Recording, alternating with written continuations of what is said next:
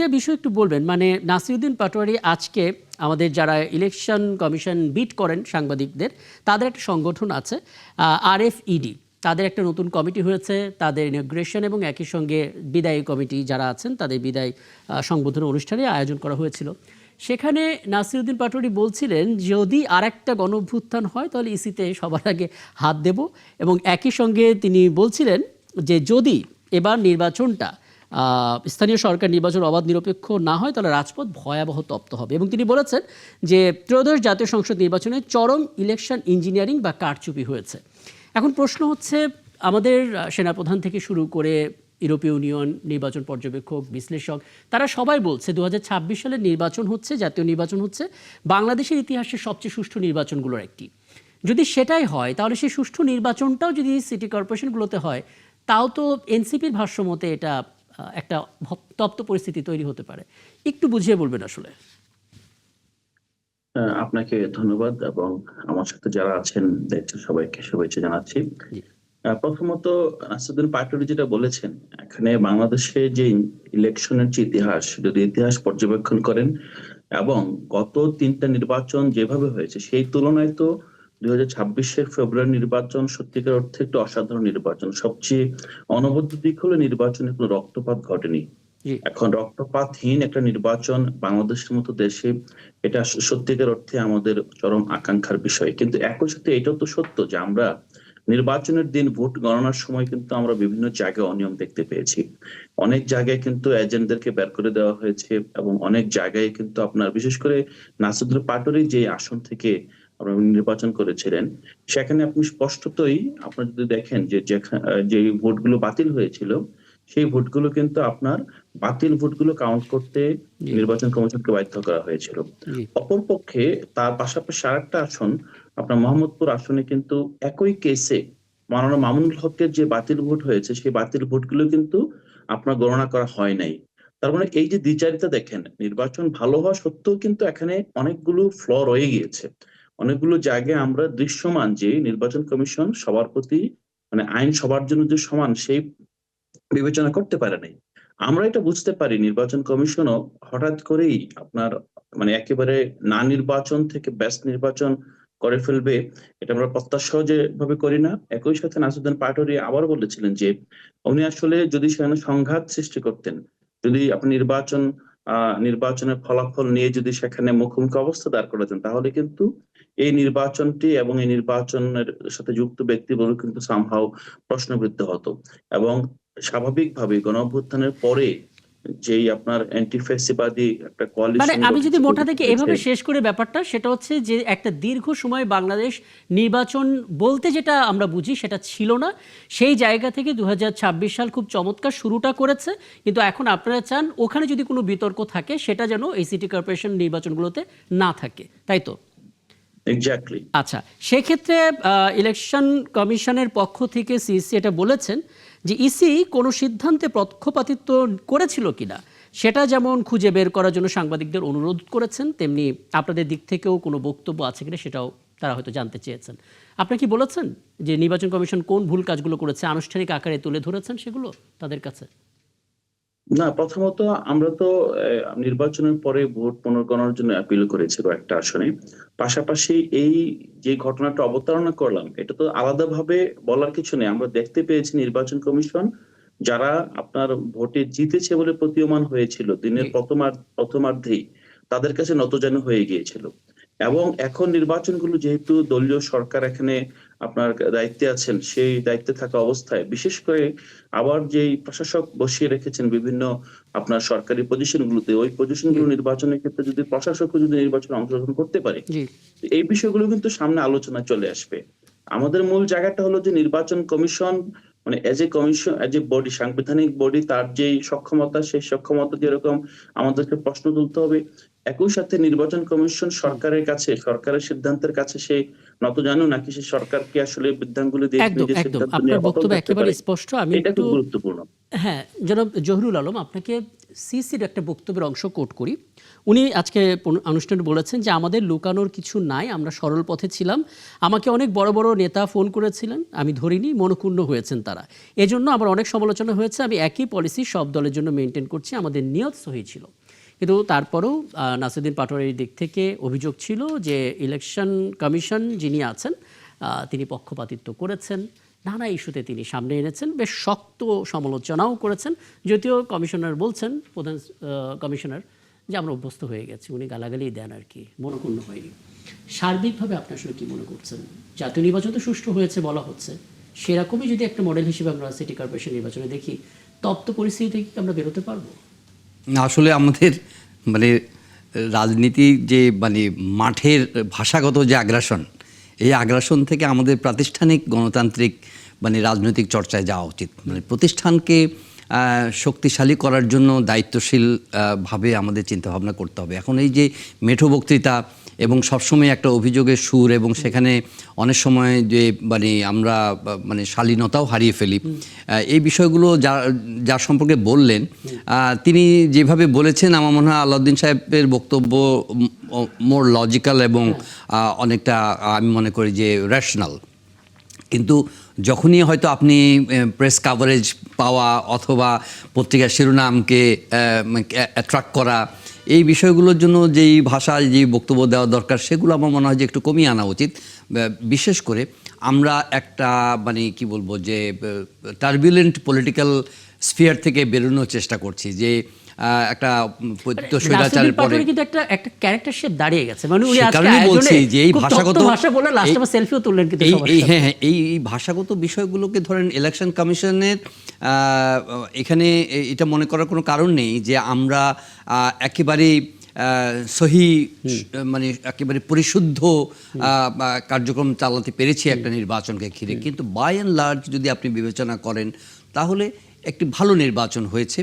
সেখানে কিছু অভিযোগ নিশ্চয়ই, যে কথা এনসিপি থেকে বলা হয়েছে, এটা অনেক ক্ষেত্রে বিএনপির পক্ষেও অনেক প্রার্থীর অভিযোগ আছে, বা জামাত ইসলামের পক্ষ থেকে সে অভিযোগ আছে। এগুলো তো একটা নিয়মতান্ত্রিক প্রক্রিয়া এবং আইনি প্রক্রিয়ার মাধ্যমে ইলেকশন কমিশন সেটা করবেন। কিন্তু ইলেকশন কমিশনকে স্ট্রেনথেন করা বা তার নির্বাচনী ব্যবস্থাকে আগামী দিনে আস্থার প্রতীক হিসেবে তৈরি করা, সেটা কিন্তু সব পক্ষেরই একটা দায়িত্ব। আপনি নির্বাচন কমিশন সম্পর্কে এনসিপির অভিযোগ কিন্তু একেবারে মানে গোড়া থেকেই আছে, কিন্তু সেই পক্ষপাতিত্ব, তাদের প্রতীক বরাদ্দ, তাদের নির্বাচনের নানা ধরনের আবেদন নিবেদন তারা করেছে, আবার একই সঙ্গে তারা নির্বাচনে অংশগ্রহণ করেছে। আমি মনে করি না সেগুলো ইললজিক্যাল, কিন্তু যখন একটা ধাপ আমরা পেরিয়ে এসেছি, তখন নেক্সট ফেজে যাওয়ার জন্য যেভাবে ইলেকশন কমিশনকে হয়তো হুমকি দেওয়া হচ্ছে যে আরেকটা গণ অভ্যুত্থান হলে প্রথম থাবাটা সেখানে পড়বে, এগুলো আমার মনে হয় যে এই মানে রেটরিক অ্যাগ্রেশনগুলো আমার মনে হয় যে আর না থাকা ভালো রাজনীতিতে। তাহলে হয়তো বা সুচিন্তিতভাবে, দায়িত্বশীলভাবে বলা যেতে পারে, হ্যাঁ, যে আবার আপরাইজিংয়ের জন্য আমরা অপেক্ষা করব কেন? মানে আমরা তো একটা মানে আমরা কি প্রতি বছর একটা গণ অভ্যুত্থানের অপেক্ষা করব না? এই জিনিসটা আমি একটু মাননীয় সংসদ সদস্য আপনার কাছে জানতে চাই। মানে গণ অভ্যুত্থান একটা বড় ক্যানভাসের বিষয়। আপনারা বর্ষিয়ান রাজনীতিবিদ, আপনারা দেখেছেন মাঠের ছবিটা কেমন থাকে একটা গণ অভ্যুত্থানের সময়, গণ আন্দোলনের সময়, নানা প্রেক্ষাপটের পর এটা তৈরি হয়। কথায় কথায় যদি রেফারেন্সগুলো আনা হয়, বিষয়টা আসলে সবার জন্য খুব বেশি ইজি হয়ে যায় কিনা। মানে কথায় কথায় ছিল আগে একটা ফ্যাসিবাদী দোসর, সরাসরি একটা টার্ম ব্যবহার করা হতো, বিষয়গুলো নর্মালাইজ হয়ে যায় কিনা? দেখুন, আমাদের একটা অংশ আর কি একটা রোমান্টিসিজমে ভুগছি এখন। একটা রোমান্টিক একটা চিন্তাভাবনার মধ্যেই তারা আছে, তার একটা হেলুসিনেশনের মধ্যে আছে আমার কাছে মনে হচ্ছে আর কি। গণ অভ্যুত্থান একটা হয়েছে, গণ অভ্যুত্থান একটা অনিবার্য ছিল। এই গণ অভ্যুত্থানের জন্য আমরা 17টি বছর রাজপথে ছিলাম। আমরা এই গণ অভ্যুত্থানের সোপান তৈরি করেছি। আমরা মনে প্রাণে বিশ্বাস করতাম, অন্তর দিয়ে বিশ্বাস করতাম, রাজনীতির গণিতের হিসাবে বিশ্বাস করতাম শেখ হাসিনার পতন অনিবার্যভাবে হবে। পৃথিবীর সমস্ত স্বৈরশাসকের মতো শেখ হাসিনাকে একদিন হয় মৃত্যুবরণ করতে হবে গণ অভ্যুত্থানে, জনরোষে, অথবা পালিয়ে যেতে হবে। এবং সেই জন্য আমরা মাঠে ছিলাম। আমরা কারো আঁচলের নিচে ছিলাম না, আমরা কোনো আশ্রিত ছিলাম না, আমরা কোনো গুপ্ত ছিলাম না। আমরাই একটা রক্তাক্ত সোপান তৈরি করতে গিয়ে আমাদের অনেক গুম খুন হয়েছে। 17টি বছর আমাদের অপেক্ষা করতে হয়েছে। আমরা শেখ হাসিনার মুখোশ উন্মোচন করেছি। 14 সালের নির্বাচনে আমরা অংশগ্রহণ করিনি। 18 সালের নির্বাচনে আমরা শেখ হাসিনার মুখোশটাকে উন্মোচন করেছি। 24 সালের সেই নির্বাচনকে আমরা মুশকিল হচ্ছে ওইখানে আপনারা সোপান তৈরি করেছেন, রাস্তা তৈরি করেছেন। আমরা করে একটা গণ অভ্যুত্থান করেছি। এখন প্রতিদিন গণ অভ্যুত্থানে যারা স্বপ্ন দেখে, এটা একটা দুঃস্বপ্ন, এটা সুস্বপ্ন নয় আর কি, একটা রোমান্টিক স্বপ্ন। এটা এই রোমান্টিক স্বপ্ন যতটা কম দেখা যায় ততটাই ভালো। আর প্রতিনিয়ত ধরেন আমি 69-এর গণ অভ্যুত্থানের আমি রাজপথের একজন একেবারেই সক্রিয় আমার করেছিলাম। একটা ছোট্ট বিরতিতে যেতে হবে, আমি এখান থেকে আলাপটা আমি শুরু করব। এখান থেকে আপনাকে বলি, হ্যাঁ। 1969 বল 71 মুক্তিযুদ্ধের পরে 72 সনের এরকম একটা অস্থিরতার মধ্যে আমাদের একটা সমাজ একটা অতিক্রান্ত করেছে। এই অস্থির সময়ের মধ্যে দিয়ে আমরা দেখেছি পরে সেই অস্থিরতা পরিণত কি হয়েছে। গণ অভ্যুত্থানকে হুমকি হিসেবে হয়তো বলার চেষ্টা করা হচ্ছে, এরকম একটা অভিযোগ বলুন বা এরকম প্রেক্ষাপট বলুন তৈরি করার বা সম্ভাবনার কথা আপনি বলছিলেন, একটা ইতিহাসও বলছিলেন। জি, না দেখুন, গণ অভ্যুত্থান তো মানে বছর বছরে হয় না, এটা যুগে যুগে হয়। সে 54 সালের নির্বাচনের পরে 58 সালে যখন আপনার সামরিক শাসন জারি করা হয়, তারপরে 69 গণ অভ্যুত্থান, অনেক সময় অনেক দিন লেগেছে একটা গণ অভ্যুত্থান তৈরি করতে। পরবর্তীকালে আমরা এরশাদের বিরুদ্ধে গণ অভ্যুত্থান করেছি 9 বছর আন্দোলন করার পরে। পরবর্তীকালে আমরা এই যে 17 বছর অক্লান্ত কষ্ট করে একটা রক্তাক্ত সোপান তৈরি করে আমরা গণ অভ্যুত্থান করেছি। এই গণ অভ্যুত্থান তৈরি করতে গিয়ে আমাদেরকে অনেক সঙ্গীকে হারাতে হয়েছে, গুম খুন নির্যাতনের শিকার হতে হয়েছে। আমরা টকশোতে এসে যখন কেউ কথা বলতো না, জীবনের ঝুঁকি নিয়ে টকশোতে কথা বলতাম, বাসা থেকে শেষ বিদায় নিয়ে প্রতিদিন রাজপথে নামতাম। এগুলো অনেক ঘটনা প্রবাহের মধ্যে দিয়ে একটা গণ অভ্যুত্থান হয়েছে। এখন কথায় কথায় তো গণ অভ্যুত্থানের হুমকি দিয়ে কোনো লাভ নাই। একটা নির্বাচন হয়েছে, যে নির্বাচনে একটা পটকা, একটা শব্দ হয়নি, একটা উচ্চারণে, মানে এই যে কেউ যদি বলে যে এজেন্ট বের করে দেওয়া হয়েছে, এগুলো দেওয়া হয়েছে, এগুলো অভিযোগের জন্য অভিযোগ। না, ওনারা অভিযোগ করছে যে ঝামেলাটা হয়েছে গণনায়, না, কাস্টিং এ কোনো প্রবলেম হয়নি। না, কাস্টিংয়ে কোনো প্রবলেম হয়নি, গণনায় কোনো প্রবলেম হয় না। গণনায় আমি গণনার সময় আমি নিজে কেন্দ্রে, আমি যেখানে গণনা হচ্ছে সেখানে উপস্থিত থেকেছি। সেখানে বিভিন্ন কেন্দ্র থেকে ভোট গণনা করে আনা, তারপর বাতিল ভোটগুলোকে আবার একসাথে করা, গণনার হিসাব নিকাশ মিলিয়ে। যেমন আমি 9টা বাজে জেনে গেছি যে আমার নির্বাচিত হয়ে গেছি, 9টা বাজে জেনে গেছি যোগ বিয়োগ করে। কিন্তু মানে তারা মানে প্রশাসন কর্তৃক প্রত্যেকটা জিনিস বুঝে দিয়ে গণনা করে যোগ বিয়োগ পূরণভাগ মিলিয়ে করতে করতে রাত্রে 2টা 2:30 বেজে গেছে। আমরা প্রার্থীরা সবাই উপস্থিত ছিলাম সেখানে। তো এটা নিয়ে এত মানে যদি কোনো অনিয়ম হয়ে থাকে তাহলে তো আইন দরজা খোলা আছে, সেখানে আপনি আইনের কাছে যাবেন, আইনের কথা বলবেন। এখন একটা সরকার গঠিত হয়েছে, একটা শক্তিশালী বিরোধী দল আছে। বিএনপি যখন প্রথম রাষ্ট্রীয় ক্ষমতায় আসে তখন বিরোধী দলের নেতাকে মন্ত্রীর মর্যাদা দিয়ে, রাষ্ট্রের সুযোগ সুবিধা দিয়ে তাকে বিরোধিতা করার জন্য মানে রাষ্ট্রের থেকে তোষাগর থেকে তাকে ভাতা দেওয়া হচ্ছে। তাই বিরোধী দল তো বিরোধিতা করবে, এটা তার রাষ্ট্রীয় দায়িত্ব। বিরোধী দল উপনেতা প্রতিমন্ত্রীর মর্যাদায়, চিফ হুইপ প্রতিমন্ত্রীর মর্যাদায় আছেন। বিরোধিতা করাই কি রাষ্ট্রীয় দায়িত্ব? না, এটা আমরা তো রাষ্ট্র থেকে তাকে প্রণোদনা দিচ্ছি বিরোধিতা করার জন্য। বিরোধিতা করেন আপনি সংসদে এবং সংসদের বাইরে গঠনমূলক এবং যৌক্তিক বিরোধিতা করেন। আপনার ছায়া সরকার গঠন করেন, ছায়া মন্ত্রিসভা গঠন করেন, প্রত্যেকটা মন্ত্রীর মন্ত্রণালয়ের বিপরীতে আপনি বিশেষজ্ঞ দিয়ে আপনি একটা মন্ত্রণালয় তৈরি করেন। সেখানে আপনি প্রত্যেকটা জিনিসগুলো তুলে ধরেন, যাতে করে আমরা আমাদের গণতন্ত্রটাকে সুসংগত করতে পারি, সুশাসনকে নিশ্চিত করতে পারি। আপনি শুধুমাত্র রাস্তাঘাটে হুমকি দিলে, এখন ঘটনা হলো যে কি, নেগেটিভ নিউজের প্রতি আপনার সংবাদপত্রের মধ্যে প্রথমেই আপনার যাবে একটা নেগেটিভ নিউজের দিকে নজরটা। এখন সোশ্যাল মিডিয়াটা একটা নেগেটিভ একটা নিউজ করতে পারলে তার দিয়ে কিন্তু কাটতিটা বেশি। এবং এই মিডিয়ার কাটতির জন্য এবং সোশ্যাল মিডিয়ার মানে দৃষ্টি আকর্ষণ করার জন্য আমরা শব্দ বোমা তৈরি করছি, আমরা রাজনীতিতে একটা অশ্লীলতা আনয়ন করছি, আমরা আপনার রাজনীতিবিদদের সম্মানটাকে আমরা নিজেরা হানি করছি। আমরা অতীতে হাসিনার সময় বলতাম যে আমরা নিজেরা দেখেন পৃথিবীতে প্রত্যেকটা মানে আপনাদের সাংবাদিকদের একটা সমিতি আছে, খেলোয়াড়দের একটা সমিতি আছে, ব্যবসায়ীদের একটা সমিতি আছে, সংগঠন আছে, মানে তাদের আমাদের যেমন আমার নির্বাচনী এলাকা রামগঞ্জ উপজেলা সমিতি আছে, সমিতিকে সবল দলের মধ্যে আছে। রাজনীতিবিদদের মধ্যে কিন্তু আপনি কোনো সমিতি দেখবেন না। আমরা কিন্তু একে অপরের চরিত্র হনন করার মধ্যে দিয়ে আছি। আমরা একে অপরকে কিভাবে আমরা লে ডাউন করবো, একে অপরকে কিভাবে আমরা আপনার শব্দ মানে তীর নিক্ষেপ করব, আমরা সেভাবে আছি।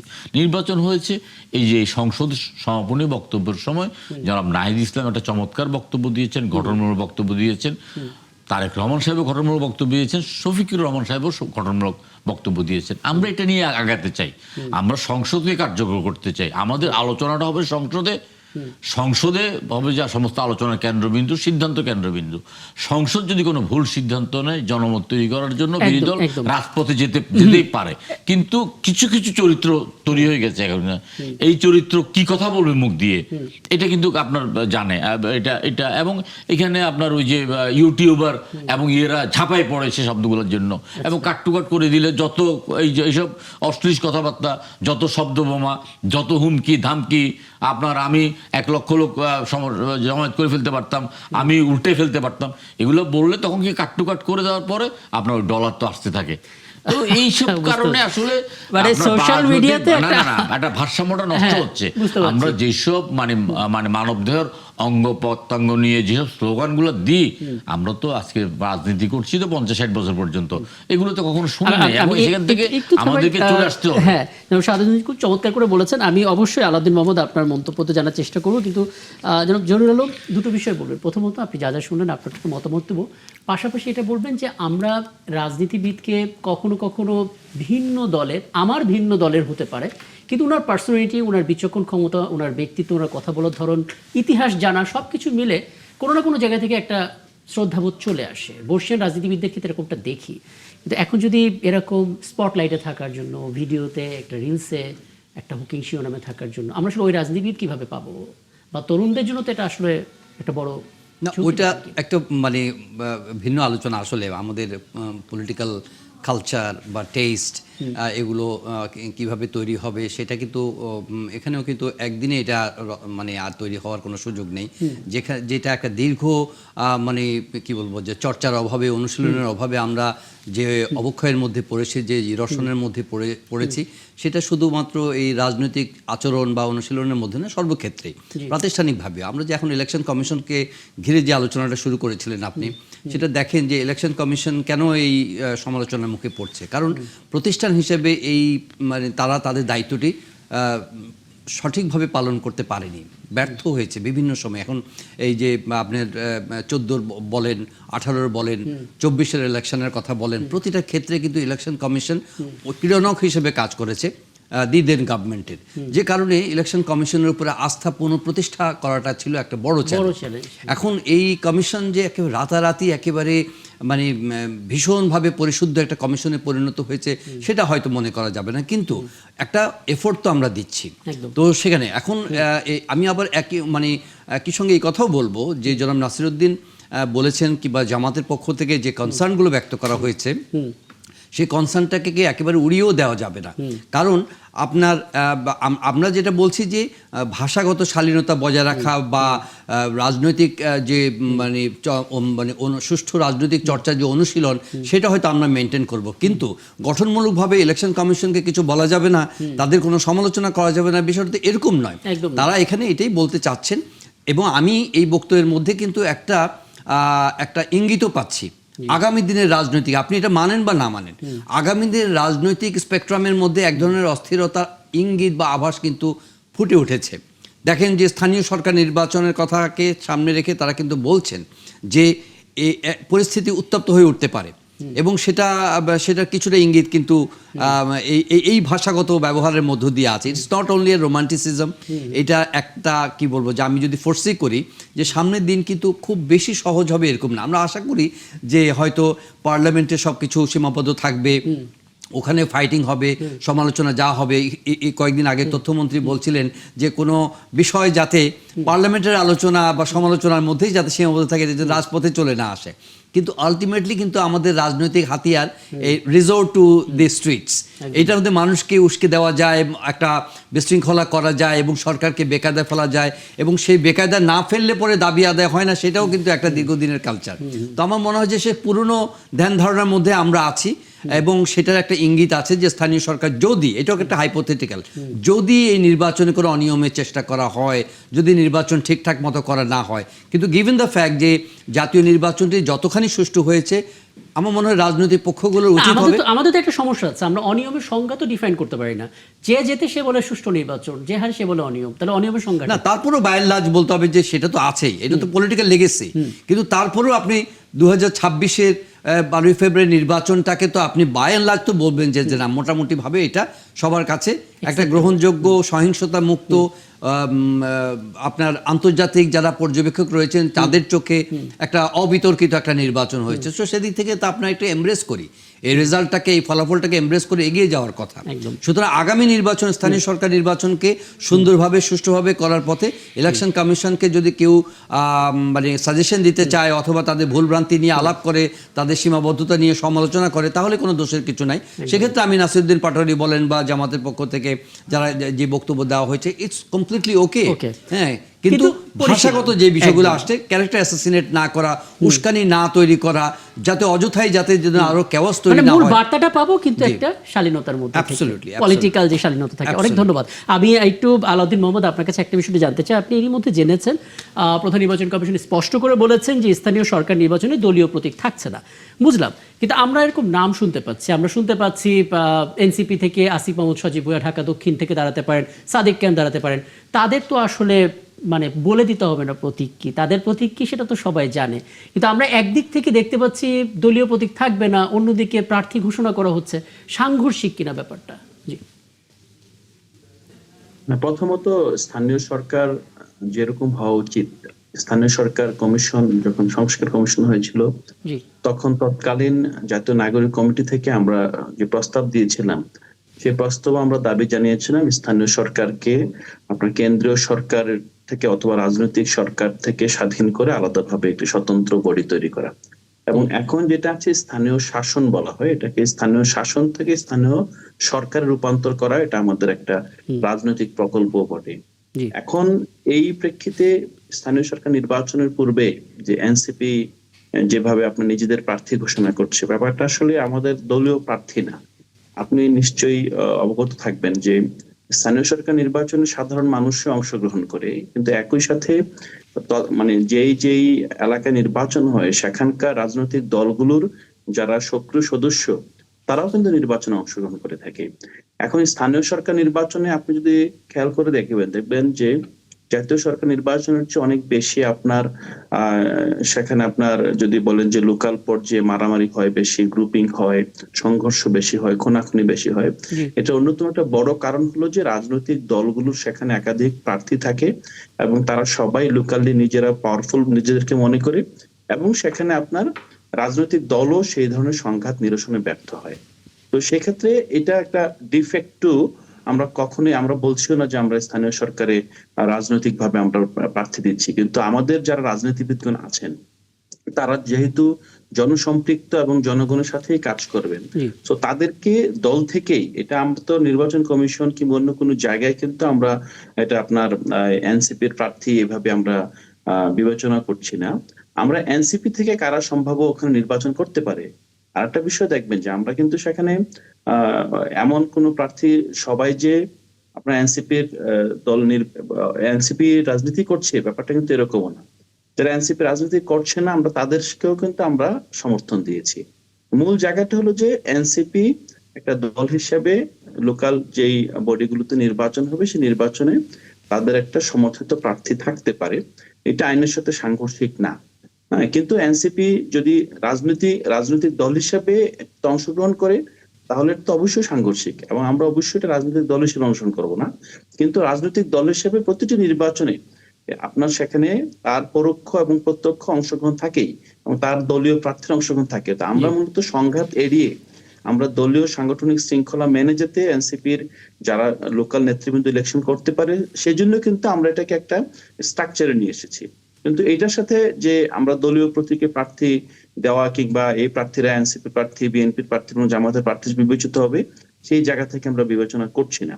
এবং আমরাও চাই স্থানীয় সরকার পুরোপুরি আপনার দলীয় যে নিয়ন্ত্রণ আছে এবং দলীয় প্রভাব আছে সেই প্রভাব মুক্ত হয়ে ইলেকশনটা হোক, এবং সেই ইলেকশনে আপনার শুধুমাত্র রাজনৈতিক দলের প্রার্থী না, লোকালি যে গ্রহণযোগ্য ব্যক্তি আছেন তারাও নির্বাচনে অংশগ্রহণ করুক এবং তারাও সেখানে না, নির্বাচিত হয়ে মানে আসুক। আপনার বক্তব্য পুরোটাই হচ্ছে একটা আদর্শগত বাস্তবতা, এমনটাই হওয়া উচিত, এমন দৃষ্টিভঙ্গি থাকা উচিত। বাংলাদেশের প্রেক্ষাপটে আদৌ যেভাবে বলছেন সেভাবে সম্ভব? মানে দলীয় প্রতীক আমি নির্ধারণ করছি না, কিন্তু মানুষটা দলীয় সেটা আমি বুঝে ফেলছি, তাহলে আসলে প্রতীকটা বড় বাধা হয়ে দায় কিনা বা বড় ফ্যাক্টর হয় কিনা? না, প্রথমত এটা কিন্তু রাজনৈতিক দলের জন্য লস। সাপোজ আপনি যদি বলেন যে ঢাকা ঢাকা দক্ষিণে আমরা আসিফ মাহমুদকে প্রার্থী ঘোষণা করেছি, জি, এখন আসিফ মাহমুদকে শুধুমাত্র এনসিপির ভোটে নির্বাচিত হয়ে আসতে পারবেন?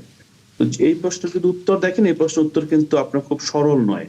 তার মানে আসিফ মাহমুদকে সমাজের, যেহেতু এটা জাতীয় নির্বাচন না, মানুষ কিন্তু কে সরকার গঠন করবে সেটা দেখবে না। মানুষ দেখবে যে ঢাকা দক্ষিণ সিটি কর্পোরেশনে আমি একজন মেয়র হিসেবে কে সবচেয়ে বেশি সেখানে পারফেক্ট হবে এবং জি। দায়িত্বশীল হবে। তো সেই প্রেক্ষিতে কিন্তু তাকে আপনার দলীয় যেই আপনার বলা হয়েছে তার বাইরে গিয়েও অনেকগুলো civil society, local body, locally যারা আপনার ওয়েলফেয়ার অ্যাক্টিভিটিস করে তাদের জি। সাথে কিন্তু কথা বলতে হচ্ছে, যুক্ত হতে হচ্ছে। জি, সো আপনার যদি রাজনৈতিক দলীয় প্রার্থী হিসেবে প্রার্থীগুলো চিহ্নিত হয়ে যায়, তখন কিন্তু প্রার্থীর যে আপনার গতিবিধি সীমিত হয়ে পড়ে এবং প্রার্থী একদম। কিন্তু ইচ্ছা করলে অনেক জায়গায় যেতে পারেন। সো এটা কিন্তু রাজনৈতিক দলের জন্য লস। কিন্তু একই সাথে এটা সত্য যে রাজনৈতিক দলের প্রার্থী তো থাকবে, এত বড় একটা নির্বাচন, এবং শুধুমাত্র বাংলাদেশে না, সব দেশে স্থানীয় সরকারের নির্বাচনের সফল যারা নির্বাচিত মেয়র থাকেন বা প্রতিনিধি থাকেন, তারা কিন্তু পরবর্তীতে জাতীয় রাজনীতিতে খুব গুরুত্বপূর্ণ ভূমিকা পালন করেন। আপনি যদি জোহরান মামদানির কেস দেখেন, নিউ ইয়র্ক সিটির একজন মেয়র, সে কিন্তু পুরো আমেরিকার যে রাজনীতি, সে রাজনীতিতে কিন্তু একটা বড় হ্যাঁ, ফ্যাক্টর হয়ে ঠিক আছে, আমরা আসলে এই এক্সেপশনটা আসলে সবসময় এক্সাম্পল হিসেবে ব্যবহার করতে পারবো কিনা আমাদের দেশের না, আমি কনটেক্সটে সেটা অনেক বড় exception কথা। কথা বলছি না। তবে হ্যাঁ, আপনি আপনি মানে আপনার জায়গা থেকে একটা মতামত দিয়েছেন যে হ্যাঁ, এটা রাজনৈতিক দলগুলোর জন্য আসলে লস। আপনি কিভাবে মাননীয় সংসদ সদস্য? কারণ একটা বিষয় একটু জানতে চাই, ধরুন মানুষ দলীয়, তাকে আমরা সবাই চিনি, কিন্তু এই একদিনের জন্য তারা আসলে প্রতীকটাকে আলাদা করে ফেলছেন। আদৌ কোনো কাজ হয় এখানে? না দেখুন, যদি আমার মতামত চাইতো বা যদি আমার কথা বলার সুযোগ থাকতো, তাহলে আমি অবশ্যই বলতাম যে স্থানীয় সরকার নির্বাচন ও জাতীয় প্রতীক ব্যবহার করা দরকার। কারণ একটা রাজনৈতিক দলের সরকার ক্ষমতায় আছে, একটা রাজনৈতিক সরকার যদি জাতীয় সরকার হয় তাহলে সেটা স্থানীয় সরকার। স্থানীয় সরকারও তো সেই রাজনৈতিক দলের প্রতিনিধি, সেই রাজনৈতিক দলের প্রতীক নিয়ে যদি নির্বাচন করেন, তাতে আমি ক্ষতির কোনো কিছু দেখি না, বরঞ্চ তাতেও দলীয় শৃঙ্খলা এবং আপনার দলের আনুগত্য এবং দলের প্রতি আরও মানে সাংগঠনিকভাবে এই জিনিসটা আরও সৌন্দর্য বৃদ্ধি করে। পৃথিবীর অনেক দেশে সেরকম আছে। এখানে এটা কেন করলো এটা আমি জানি না, এবং এটাতে কি উপকার হবে কি অপকার হবে সেটা হয়তো ভবিষ্যতে বলবে। কিন্তু যেমন একটা রাজনৈতিক দলের সরকার যখন ক্ষমতায়, তখন স্থানীয় নির্বাচনে মানুষ চাইবে যে ওই রাজনৈতিক দলের প্রতিনিধি যেন জয়লাভ করে, যাতে করে তাদের উন্নয়নের ধারাবাহিকতা বজায় থাকে। মানুষ স্থানীয় সরকার, এবং দেখেন এই বিএনপি সরকারই কিন্তু সর্বপ্রথম 1982 সালের 24শে ফেব্রুয়ারি জাতীয় সংসদে ব্যারিস্টার মওদুদ আহমেদ থানাকে প্রশাসনের কেন্দ্রবিন্দু হিসাবে চিহ্নিত করে সমস্ত প্রশাসনিক কর্মকাণ্ড পরিচালনাটা দাবি তুলেছেন, একটা ঐতিহাসিক বক্তব্য দিয়েছেন। পরবর্তীকালে সেটা বাস্তবায়ন করেছেন, একটা উপজেলা পরিষদ গঠিত হয়েছে, একটা উপজেলার সমস্ত আপনার প্রশাসনিক কর্মকাণ্ড, আপনার সমস্ত উন্নয়নের কর্মকাণ্ডের একটা মোবিলাইজেশন হয়। সেখানে সেই উপজেলা চেয়ারম্যান যদি রাজনৈতিক দলের একজন কর্মী হয়ে থাকেন এবং ওই প্রতীকে নির্বাচন করে জয়লাভ করেন, হোক বিরোধী দলের হয় সরকারি দলের, তাতে করে দলের একটা, আমাদের দেশে কিন্তু সুইং ভোটের সংখ্যা খুব কম, আমাদের দেশে সুইং ভোটের সংখ্যা খুবই কম, এবং দল কানা এবং দলের প্রতি অনুরক্ত লোকের সংখ্যা বেশি। আমি এখন পর্যন্ত আজকে 2 বছরে আওয়ামী লীগের একজন উপনেতা, সিকি নেতা, পাতি নেতা, বড় নেতা, কোন নেতার মধ্যে ন্যূনতম সামান্যতম অনুশোচনা দেখি নাই, অপরাধবোধ দেখি নাই। 70 বছর গণতন্ত্রকে হত্যা করে রাজনীতির নামে যে অপরাজনীতি করেছে, নির্বাচনকে যে কলঙ্কিত করেছে, অর্থকে লুণ্ঠন করেছে, দেশটাকে ধ্বংস করে দিয়েছে, তাদের মধ্যে কোনো অনুশোচনা নাই। তাহলে মানে আমাদের দেশের মধ্যে কালচারটাই এরকম।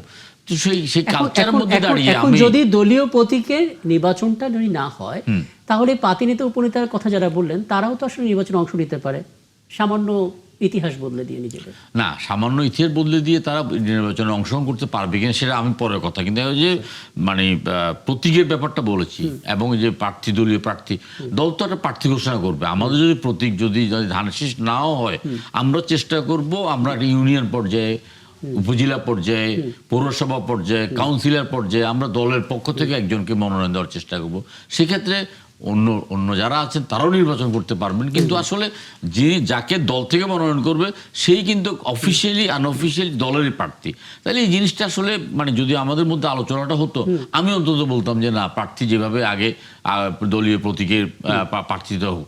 এখন স্থানীয় নির্বাচনটা যেমন এখন থেকে হুমকি ধামকি শুরু হয়ে গেছে, এই হুমকি ধামকির প্রয়োজনটা নাই। আমরা আসলে নির্বাচনটাকে তো একেবারে নির্বাচনে আওয়ামী লীগ এমনভাবে দিয়ে দিয়েছে, পরবর্তীকালে আমরা দেখেছি যে চট্টগ্রামে একটা উপনির্বাচন 8% ভোট পড়েছে, খুব কড়া নির্বাচন হয়েছে, সেখানে দেখা গেছে 8% ভোট পড়েছে। অর্থাৎ আওয়ামী লীগ যদি তথাকথিত সেই সময় যদি 30% মানুষ যদি আওয়ামী লীগ করে থাকে, তারা ভোট কেন্দ্রে যায়নি। ঢাকা সিটি কর্পোরেশন নির্বাচনে অনেক কেন্দ্রে শূন্য ভোট পড়েছে। অর্থাৎ পুরো নির্বাচন ব্যবস্থাকে, পুরো নির্বাচনটাকেই ধ্বংস করে দেওয়া হচ্ছে। সেখান থেকে আমরা আস্তে আস্তে আমরা এখন নির্বাচনমুখী হয়ে আমরা আসি। মোহাম্মদ সজীব ভুঁইয়া এই আন্দোলনের মধ্যে একদম অন্যতম স্টেক হোল্ডার। আমি অন্তত সবসময় তার সেই ভাষণটার কথা আমার সবসময় মনে আছে, যে একদিন যে মানে এগিয়ে নিয়ে আসছে আমাদের কর্মসূচিটাকে, কাপা কাপা বলা যে কথাটা বলেছে, এটা মনে উঠলে আমি শিহরিত হয়ে উঠি। তো তারও একটা গ্রহণযোগ্যতা থাকবে, সে নির্বাচন করুক, অন্যরা নির্বাচন করুক, বিএনপি করুক, কিন্তু আমরা যেটা চাইবো যে আমরা সম্মিলিতভাবে আমাদের মধ্যে এই ধরনের মানে অনৈক্যের মধ্য দিয়ে যেন পতিত স্বৈরাচারের কেউ যেন এসে আমার জায়গা দখল করতে না পারে। দলীয় প্রতীকে যে নির্বাচন হবে না স্থানীয় পর্যায়ে, দুটো ন্যারেটিভ আমরা প্রায় শুনে থাকি। এক হচ্ছে রক্তপাত হবেই বা একটা সহিংস পরিস্থিতি তৈরি হবে, এরকম একটা ধারণা, কিন্তু দায়টা যেন দলের উপরে না আসে, যেন প্রতীকটাকে বাদ দেওয়া হয়, এরকম একটা ন্যারেটিভ। আপনি যদি একটু ব্যাখ্যা দিতে পারেন। আর একটা হচ্ছে স্থানীয় পর্যায়ে দুজন যোগ্য প্রার্থী রয়েছে একই দলের, তাদেরকে তো আর বলা যাচ্ছে না যে তোমাদের একজন থাকবে একজন থাকবে না, তাদের একটা সুযোগ করে দেয়া। মানে এই দুটো ন্যারেটিভ যদি একটু ব্যাখ্যা দিতেন, কারণ আপনি আপনার ক্যারিয়ারে নিশ্চয়ই এগুলো অনেক বেশি কভার করেছেন, দেখেছেন, একটু বলবেন। না, আসলে দুটোরই সুবিধা অসুবিধা আছে। উনি হয়তো প্রতীকে চাচ্ছেন, কিছু সুবিধা আছে, কিন্তু অসুবিধা যেটা সেটা হলো যে দলীয় প্রতীকে দিলে ভয়ঙ্করভাবে একটা মনোনয়ন বাণিজ্য চলে। এই মনোনয়ন বাণিজ্যের দৌড়ে যারা যোগ্য অনেক প্রার্থী আছেন তারা আসলে পিছিয়ে পড়েন।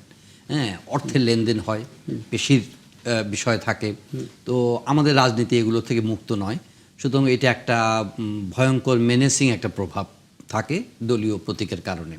আরেকটা ব্যাপার হচ্ছে যে মানে আপনার সহিংসতার একটা ঝুঁকি থাকে। হ্যাঁ, প্রবলভাবে সহিংস হয়ে ওঠে। দলীয় প্রতীকের প্রার্থীরা প্রভাব বিস্তারের জন্য একেবারে মরিয়া হয়ে ওঠেন যে আমাকে নির্বাচনে জিততেই হবে, এই বিষয়গুলো খুব কাজ করে। কিন্তু অন্যদিকে যদি আপনি মানে প্রতীক না হয়, তাহলে এটা একটা ওপেন ফিল্ড, নিশ্চয়ই এখানে রাজনৈতিক প্রভাব থাকবে। তারপর আপনি যেমন বললেন যে অনেকে আছেন যোগ্য প্রার্থী আছেন, তারা হয়তো বা সুযোগ পান এবং সেখানে তারা অংশগ্রহণ করে নিজেকে যাচাই করতে পারেন তাদের মানে জনপ্রিয়তাটা। এবং প্রশাসনিক ক্ষেত্রেও দেখা যায় যে দলীয় প্রার্থীরা হয়তো ওই যে অ্যাডভান্টেজের হয়তো এটা হতে পারে যে দলীয় যদি সরকারি দলের হন, তাহলে তিনি হয়তো স্থানীয় উন্নয়নের ক্ষেত্রে ভালো প্রভাব রাখতে পারেন, মানে এগিয়ে থাকেন। তবে আমি মনে করি যে স্থানীয় সরকার পর্যায়ে এই ধরনের একটা কি বলবো যে আনডিউ রেস না থাকাই ভালো।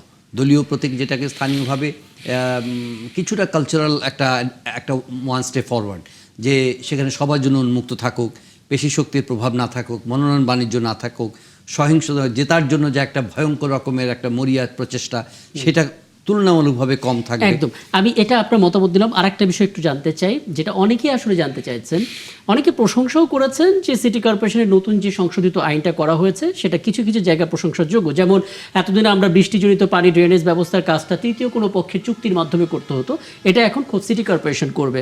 বলা হচ্ছে আগে আমরা কনফিউজ হতাম যে নির্বাহী কর্মকর্তা মানে সচিব নাকি সিইও, প্রধান নির্বাহী কর্মকর্তা, কে আগে কে পরে, আমরা কনফিউজ হতাম। এখন সেটা ভালোভাবে সমাধান করা হয়েছে, সচিব পদ আর থাকছে না, সেটা কনভার্ট হয়ে গেছে নির্বাহী কর্মকর্তা, এবং বোঝা যাচ্ছে প্রধান নির্বাহী কর্মকর্তা নিচে থাকবেন। ছুটি কমানো হয়েছে, আগে মেয়র কাউন্সিলররা বছরে 3 মাস ছুটি কাটাতে পারতেন, এখন 1 মাস করা হয়েছে, এবং শপথ গ্রহণের 10 কার্যদিবসের মধ্যে প্রথম সভা করতে হবে, এবং মেয়াদ শেষ হওয়ার অন্তত 90 দিন আগে নির্বাচন শেষ করতে হবে। প্রশংসিত হয়েছে এগুলো, কিন্তু মুশকিল হচ্ছে এখন আমাদের অনেক যোগ্য মানুষই ধরতে গেলে প্রশাসক হিসেবে আছেন, তাতে কোনো সন্দেহ নেই যে তারা যোগ্য, তাদের অভিজ্ঞ, বয়স্ক, প্রবীণ এবং রাজনীতিবিদ তারা, কিন্তু তারা আসলে কোন আইনে আছেন এটা নিয়ে একটা প্রশ্ন হচ্ছে। কারণ 2009 সালে খুব সম্ভবত একটা আইন হয়তো সেই সময় সরকার করে গিয়েছিল, যাতে করে একটা লম্বা সময় প্রশাসক রাখা যায়। এই সুযোগটাই কি নেওয়া হচ্ছে কিনা, কনফিউশন কাজ করে, যদি একটু আপনার না, কনফিউশনের কিছু তো নাই, এটা তো অবশ্যই একটা কি বলবো যে এক্সপ্লয়টিং দি মানে পলিটিক্যাল অ্যাডভান্টেজ। এখন ধরেন যে যারা ক্ষমতাসীন দল আছেন তারা এটার একটা সুবিধা বা সুযোগ তারা নিয়েছেন, এটা একেবারে পরিষ্কার। এবং সেখানেই শুধু সীমিত নয়, প্রশাসক নিয়োগ করার পরে দেখা যাচ্ছে যে প্রশাসকরা অ্যাম্বিশাস হয়ে উঠছেন এবং তারা ভাবতেও শুরু করেছেন যে এই প্রশাসকের পদে বসে তারা এই সুযোগ সুবিধাগুলো কাজে লাগিয়ে সামনের নির্বাচনের একটা মানে কি বলবো যে আবহ তৈরি করবেন এবং সেখানেও তারা মনোনয়ন লাভ করে বৈতরণী পার হতে পারবেন, সেই প্রত্যাশাও কিন্তু অনেকের মধ্যে আছে এবং সেগুলো তাদের প্র্যাকটিসের মধ্যে দেখা যাচ্ছে। তো আমি মনে করি যে এখানে আরেকটু কি বলবো যে লজিক্যাল হওয়া যেত। মানে প্রিভিয়াস অনেক লেগেসি আমরা সমালোচনা করছি, সেগুলো আমাদের রাজনীতিকে কলুষিত করেছে, সেগুলো সুবিধাবাদী রাজনীতি প্রতিষ্ঠা করেছে। তো সেখান থেকে তো আমরা, আপনি কি আপনার অভিজ্ঞতা থেকে বলতে পারেন, মানে এই সাংবাদিকতার অভিজ্ঞতা থেকে কোন সলিউশনের দিকে যেতে পারতো সরকার, অর্থাৎ প্রশাসক না বসে কি করা যেতে পারতো এখানে? না দেখেন, এটা একটা কমপ্লেক্স একটা ব্যাপার। আমাকে সলিউশনের কথা যদি বলেন, এই একটা পক্ষ এই প্রশ্নের মুখোমুখি তো সরকারের সংশ্লিষ্টরা বারবারই হয়েছেন, কেন এটা আপনার করেছেন। তা এখন তাদের বক্তব্য হলো যে আমরা ক্ষমতায় এসেছি, আমরা মানে এই প্রশাসনকে পরিচালনা করার জন্য, এবং সেখানে তো আমাদের নিজস্ব দলীয় লোকরাই মানে কাজ করবে এবং সেটা তাদের সরকার পরিচালনার ক্ষেত্রে বা প্রশাসন পরিচালনার ক্ষেত্রে এটা তাদের জন্য একটা সুবিধা, এটা একটা অ্যাডভান্টেজ। কিন্তু আমরা ওই স্তরে এখনো পৌঁছি নাই যে এখানে একটা ইনক্লুসিভ অ্যাডমিনিস্ট্রেশন চিন্তা করা। দেখেন আগেও দলীয়করণের কথা আসছে, এখন কি এখন নতুন প্রশাসন আসছে, আপনি কি এটা কল্পনা করতে পারেন যে এখানে দলীয় আনুগত্যকে একেবারেই বিবেচনা করা হবে না? সেটা তো আসলে কল্পনা করা যায় না। কাজে একটা আদর্শ রাজনৈতিক ব্যবস্থায় মানে পদার্পণ করাটা সুদূর পরাহত এখনো। হ্যাঁ, সেই বাস্তবতাটা আমাদের মেনে নিতেই হবে। এই জন্য বলছি যে আমরা যখন পার্লামেন্টের যে জুলাই সনদ নিয়ে এত হইচই হচ্ছে, কিংবা গণভোটের বিষয় নিয়ে অধ্যাদেশ, তাদের অনেক মনক্ষুণ্ণ বিরোধী দল, তারা এগুলো নিয়ে রাজনীতির মাঠ উত্তপ্ত করতে চাইছে। তা আমি তো মনে করি যে পুরো ব্যাপারটা একটা অ্যাম্বিশাস প্রকল্প, তাই না? এই জায়গাগুলোতে ধরেন যে আপনার ওভারনাইট কোনো ইনক্লুসিভ অ্যাডমিনিস্ট্রেশনের মেজাজ তৈরি হয় নাই, এই সরকারের মধ্যে হয় নাই। কিন্তু যদি আমরা কিছুটা, যদি রাজনৈতিক গোষ্ঠীগুলো যদি নিজেদের মধ্যে এই আলোচনাটা যদি চালিয়ে যেতে পারে, তাহলে হয়তো বা ওয়ান স্টেপ ফরওয়ার্ড হতে পারে। আমি আলাউদ্দিন মোহাম্মদ আপনার কাছে আসবো, তার আগে মাননীয় সংসদ সদস্য খুব ছোট করে একটা বিষয় একটু বলবেন। নির্বাচনে এত কথা হচ্ছে, দলীয় প্রতীকে হবে না, তারপরে আমরা এই বিষয়গুলো নিয়ে ভাবছি ইত্যাদি ইত্যাদি, কিন্তু কবে যে সিটি কর্পোরেশন নির্বাচন হবে সেই ডেটটা তো আমরা পাচ্ছি না। বলা হচ্ছে 1 বছরের মধ্যে হবে, কিন্তু সেটা নিয়ে মানুষ তো একটা ফিক্সড ডেট চায় মাইন্ডসেট করার জন্য, নানা কিছু। কোনো আলোচনা হয়েছে, কোনো ধারণা দিতে পারেন? আমার কাছে এই মুহূর্তে কোনো ধারণা নেই কবে হতে পারে, তবে মানে আমি নীতি নির্ধারক মুখ থেকে যেটা শুনছি যে যতটা দ্রুততার সাথেই তারা সিটি কর্পোরেশন নির্বাচনগুলো আগে দিয়ে দেবে। আমরা হতে পারে তো, এখন তো বর্ষাকাল শুরু হয়ে গেছে, এই বর্ষাকালটা ধরে নির্বাচনের জন্য মানে সঠিক সময় নয়। অতীত কখনো বর্ষাকাল নির্বাচন হয়নি। আমরা হয়তো আগামী নির্বাচনের মৌসুম, যেটা শীত মৌসুমে, হয়তো আমরা সিটি কর্পোরেশন নির্বাচনটা আশা করতে পারি।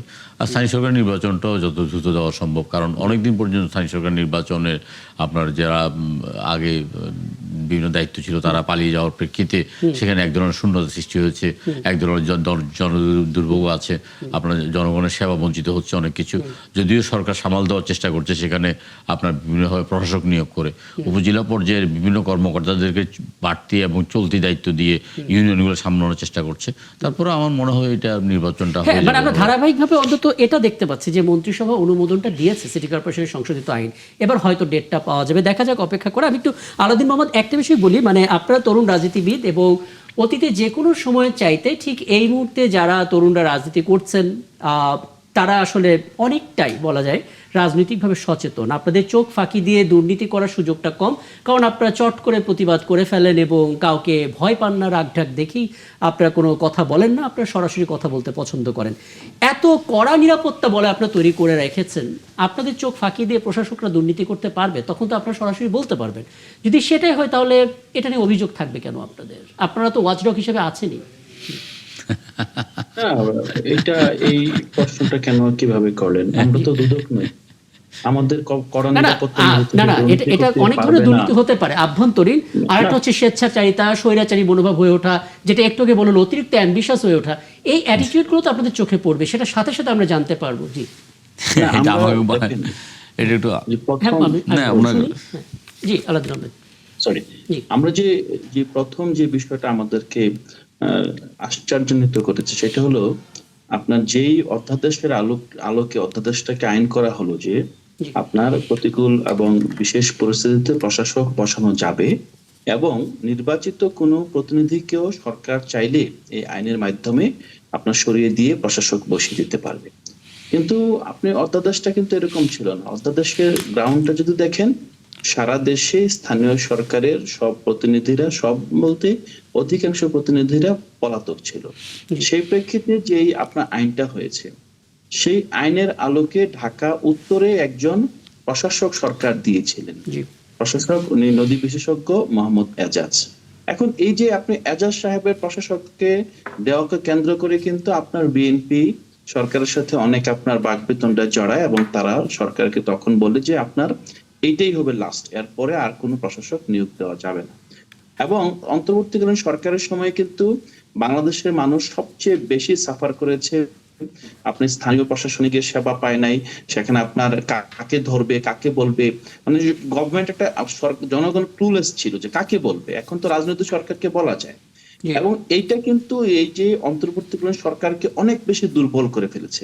এই যে সিটি কর্পোরেশন গুলো যেই সময় সবচেয়ে বেশি দরকার ছিল প্রশাসক, সেই সময় কিন্তু বিএনপি এই অন্তর্বর্তীকালীন সরকারকে প্রশাসক নিয়োজিত দেয়নি। যদিও অন্তর্বর্তীকালীন সরকার যেহেতু আপনার বাই ডিফল্ট তারা কোনো রাজনৈতিক সরকার নয়, তাদের হাত ধরে যে প্রশাসক গুলো বসার সুযোগ তৈরি হতো, যেমন এজাজের মতো এরকম আরো যারা ছিলেন, এটা কিন্তু আপনার মানে সিভিল সোসাইটি থেকে গ্রহণযোগ্য ব্যক্তিদের দিয়ে হতে পারতো।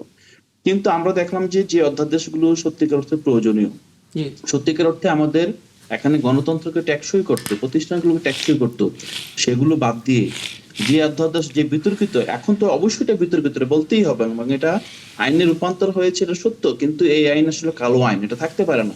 এটাকে আপনার খুব দ্রুত এটাকে অ্যামেন্ড করতে হবে। প্রথমত আপনার এখন যেই প্রশাসকগুলো নিয়োগ দেওয়া হলো, সরকারের হাতে কি এমন কোনো ব্যক্তি ছিল না রাজনৈতিক ব্যক্তিত্বের বাইরে যাদেরকে সরকার উপযুক্ত বিবেচনা নিয়োগ দিতে পারতো? এখন এই যে একটা প্রশ্ন, এবং তারপর আমরা দেখেছি ঢাকা উত্তর, বিশেষ করে ঢাকা দক্ষিণের প্রশাসক প্রতি ঈদ এবং প্রতিটা স্বাধীনতা দিবস, বিজয় দিবস সব জায়গাতে সারা শহর আপনার পোস্টারে ভরিয়ে ফেলছেন তিনি মেয়র হিসেবে নিজেকে দেখতে চান সেখানে। আপনি এটা তো আপনার কনফ্লিক্ট অফ ইন্টারেস্টও বটে। তো মূল জায়গাটা হলো যে আপনি যেটা বললেন যে দুর্নীতি না, নিয়োগে যেখানে দুর্নীতি হয় আপনার এটা তো একটা গ্র্যান্ড করাপশন। তারপর আপনি আসবেন যে ঠিক আছে আপনার ওই প্রশাসকের আন্ডারে সেখানে সে আসলে কাকে টেন্ডার দিচ্ছে, কার সাথে ব্যবসা করছে, সেইটা তো আসলে একটা রাজনৈতিক দল হিসেবে আপনার পক্ষে নগর ভবনে ঢুকে ওয়াচডগ হিসেবে কাজ করা এটা টেকনিক্যালি পসিবল না। আমরা যেটাকে প্রথমে এটাকে রেজিস্ট করতে পারি, সমালোচনা করতে পারি যে the way you put administrator in the position. এবং আরেকটা বিষয় হলো যে বিএনপি যে 31 দফা দিয়েছিল, 31 দফা সুস্পষ্ট ভাবে একটা দফায় দিয়েছিল যে তারা স্থানীয় সরকারের কোনো পর্যায়ে কোথাও রাজনৈতিক দূরের কথা কোনো প্রশাসক বসাবে না এবং সর্বক্ষেত্রে নির্বাচিত প্রতিনিধিরাই এই স্থানীয় সরকারের যে ইউনিটগুলো নির্বাচিত বুঝতে পারছি। আপনি একদম চমৎকার করে নিজেদেরকে কিন্তু আপনার কন্ট্রাডিক্ট করলো, এটা আপনাদের দিক থেকে স্পষ্ট করে বললেন। সবশেষ ছোট করে একটা মন্তব্য বলবো, আপনি কিছু বলতে চাইছিলেন ছোট করে? না দেখুন, পৃথিবীর ইতিহাসে তো কোনো রাজনৈতিক সরকার, জনগণের ভোটে নির্বাচিত সরকার বিরোধী দলের কাউকে কোনো দায়িত্ব প্রদান করে না। না, যোগ্য বলতে ধরেন যেমন এজাজ সাহেবের কথা বলা হয়েছে, তিনি তো একদম শপথবদ্ধ জামাত ইসলামের। যেমন আমরা অন্তর্বর্তীকালীন সরকারকে এই মুহূর্তে আমরা একদম পুরোপুরিভাবে চিহ্নিত করছি জামাত এনসিপি সরকার, কারণ সেই সময় পুরো সরকারটাই চালিয়েছে জামাত এনসিপি। এবং আমরা আমাদের রাজনৈতিক জীবনে, প্রশাসনিক জীবনে কখনো দেখি নেই এই যে নিয়োগ এবং বদলিতে যে এই ধরনের বাণিজ্য এবং এই ধরনের প্রভাব। স্কুলের ছাত্ররা গিয়ে, কলেজের মানে ফার্স্ট ইয়ারের ছাত্ররা গিয়ে ডিসি নিয়োগ দিচ্ছে, তারা আপনার এসপি নিয়োগ দিচ্ছে, তারা মহাপরিচালক নিয়োগ দিচ্ছে, সচিব নিয়োগ দিচ্ছে। প্রশাসনের মধ্যে যে গত 1.5-2 বছর ভয়ঙ্কর রকমের আপনার একটা বিশৃঙ্খলা, তারা ভুল এবং- করেছে, সেটা কি না, বিএনপি রেফারেন্স হবে? না, এটা রেফারেন্সের জন্য না, এটা আমাদেরকে অনেকদিন ভোগাবে। আমরা মনে করি যে আমরা খুবই যে রক্তাক্ত গণ অভ্যুত্থানের পরে আমরা সরকার প্রধান হিসেবে ডক্টর ইউনূসকে চিহ্নিত করে তাকে ক্ষমতায় বসানোটা আমাদের অনেক বড় ধরনের ভুল হয়েছে, এবং এই ভুলের প্রায়শ্চিত্ত আমাদেরকে অনেক বড় করে দিতে হবে। কারণ তিনি যে ব্যর্থতার সাথে সরকারটা পরিচালনা করেছেন, এই যে আজকে স্বাস্থ্য ব্যবস্থার যে একদম ভয়াবহ রকম অবস্থা। ডোনাল্ড ট্রাম্প চীন থেকে ফিরে আসার 1 সপ্তাহ পেরোলো না, এখন আমরা দেখতে পাচ্ছি পুতিন সফর করবে চীন। এবং এই তথ্যটা যখন আপনাকে জানাচ্ছি, তখন আমার হাতে খবর কৃষ্ণ সাগরে 2টো জাহাজে ড্রোন হামলা চালিয়েছে রাশিয়া, তার মধ্যে একটা আবার ছিল চীনের। মানে যে দেশ সফর করতে যাবেন সেই দেশের জাহাজে আবার হামলা করা, প্রথমত সফরটার কি বার্তা, আর দ্বিতীয়টাই হামলাটারই বা কি বার্তা? জি, ধন্যবাদ। আমরা জানি যে ডোনাল্ড ট্রাম্প চীন সফর শেষ করলেন এবং শেষ করার পরেই পুতিন চীন সফরের আগ্রহ প্রকাশ করেছেন। জি, আপনারা জানেন যে আসলে পুরো এই সফরটাতে ডোনাল্ড ট্রাম্পের যে সফরটা, সেই সফরটাতে ডোনাল্ড ট্রাম্পের মানে যে আউটপুট ছিল, সেই আউটপুটটাতে চায়নাকে এঙ্গেজ করে মধ্যপ্রাচ্যের যে ইরান যে যুদ্ধ, সেই যুদ্ধকে কিভাবে প্রশমিত করা যায় এবং সেই বিষয়ে একটা প্রচেষ্টা ছিল এবং বিভিন্নভাবে আলাপ আলোচনায় সেটি ছিল। ডোনাল্ড ট্রাম্পের এই চীনা সফরকে রাশিয়া কিন্তু সেই বিষয়টাকে একটু খুব ওয়াচডগের ভূমিকায় কিন্তু ছিল। জি, তো সেই জন্য রাশিয়ার যে সফরটা, সেটার ব্যাপারেও কোনো সুনির্দিষ্ট কিন্তু এজেন্ডা সেখানে নেই। তা এখন যেটা যে ইন্টারন্যাশনাল রিলেশনসে একটা বিষয় থাকে যে যে কোনো সফর, যে কোনো কিছু সাথে অন্য অনেক কিছুকে সহজভাবে মিলানো যায় না। যেরকম আজকে আপনি যেটা বললেন যে আক্রমণে সেখানে একটা জাহাজে আক্রমণ করা হয়েছে, চীনের। তো এটি হচ্ছে যে একটা বাড়তি চাপ তৈরি করা। আমার কাছে যেটা মনে হয়েছে যে যে ইরান যুদ্ধের এই বিষয়টাতে একটা বাড়তি চাপ তৈরি করা, এই চাপটা হতে পারে চায়নার উপরেও, কারণ চায়না ইরানের স্বার্থটাকে না রেখে মার্কিন যুক্তরাষ্ট্রের সাথে এঙ্গেজমেন্ট করে কেন এই যুদ্ধের আমরা কি বলবো এটা এঙ্গেজমেন্ট হয়েছে? আমরা দেখতে পেলাম যে ডোনাল্ড ট্রাম্প তার ক্যারিয়ারের মধ্যে সবচেয়ে ব্যর্থ সফর করলেন। মানে 500টা উনি যে ফাইটার জেট সেটা সেল করতে গিয়ে বোয়িং মাত্র 200টা করতে পারলেন, আর কোনো তেমন অর্জনই নেই। এমনকি তাদের যে চিপ, আপনার সঙ্গে কথা হচ্ছিল, মানে এনভিডিয়ার সবচেয়ে লাক্সারিয়াস চিপ S200, সেটাও সেল করার অনুমতি তিনি দিলেন না চীনে। মানে খালি হাতেই তো ফিরে এলেন ধরতে গেলে। এটা আসলে আমরা যেভাবে দেখি আর কি, আমরা যদি বাণিজ্যিক দৃষ্টিকোণ থেকে এই সফরটাকে যদি শুধু অ্যানালাইসিস করি, তখন হয়তো দেখা যাবে যে এটা ব্যর্থ সফর। কিন্তু ডোনাল্ড ট্রাম্প শুধু বাণিজ্যিক কারণে যে সেখানে গিয়েছেন সেটা আমার কাছে মনে হয়নি। আচ্ছা। এটা একটা কারণ, যেহেতু তিনি অনেক ব্যবসায়ী জায়ান্টদেরকে নিয়ে তিনি সফরটা করেছেন, কিন্তু তার বাহিরে কিন্তু এখানে মধ্যপ্রাচ্যের এবং এই যুদ্ধ, হরমুজ প্রণালী এবং ইরানের যুদ্ধেরও একটা সেকেন্ড এজেন্ডা কিন্তু ছিল। তো সেই জন্য সেই ক্ষেত্রে একটা সফলতা নিয়ে আসার জন্য চেষ্টা করেছেন। আপনারা দেখবেন যে ডোনাল্ড ট্রাম্পের একটা বাড়তি আগ্রহ ছিল যে কিছু নন প্রফেশনাল বিহেভিয়ারও সেখানে ছিল। তো আমার কাছে যেটা মনে হচ্ছে যে ভ্লাদিমির পুতিন বা রাশিয়ার যে আক্রমণটা, সেটা একটা বাড়তি চাপ তৈরি করা। এই চাপটা হচ্ছে এই পুরো জিওপলিটিক্যাল ইয়েতে চাপটা তৈরি করা, সেটার জন্যই আক্রমণটা হয়েছে। এবং সেখানে চায়নার উপরেও একটা বার্তা বাড়তি দেয়া, চাপ যেটা আপনি শুরুতে বলছিলেন যে হ্যাঁ। জরুরি কোনো কিছু জানতে চাইবেন আপনি? না, মানে এটা তো ধরেন যে একটা পার্সপেক্টিভ থেকে ব্যাখ্যা করা আর কি। বিষয়টা এরকমও হতে পারে যে আপনার চায়না রাশিয়া কিন্তু তারা এজ হোল্ড ফ্রেন্ড, তো সুতরাং এই সফরটা এমন হতে পারে যে অ্যান্টি আমেরিকান এক্সিস্টটাকে আরেকটু স্ট্রেনদেন করা এবং ইরানকে আরো কি বলবো যে সলিডলি ডিফেন্ড করা, এবং আমেরিকাকে তো মনে হচ্ছে যে না, তারা একটু রিট্রিটিং, তারা এখন কম্প্রোমাইজ করতে চায় এবং চায়নাকে কাজে লাগিয়ে তারা সেই জায়গার মধ্যে পৌঁছাতে চায়।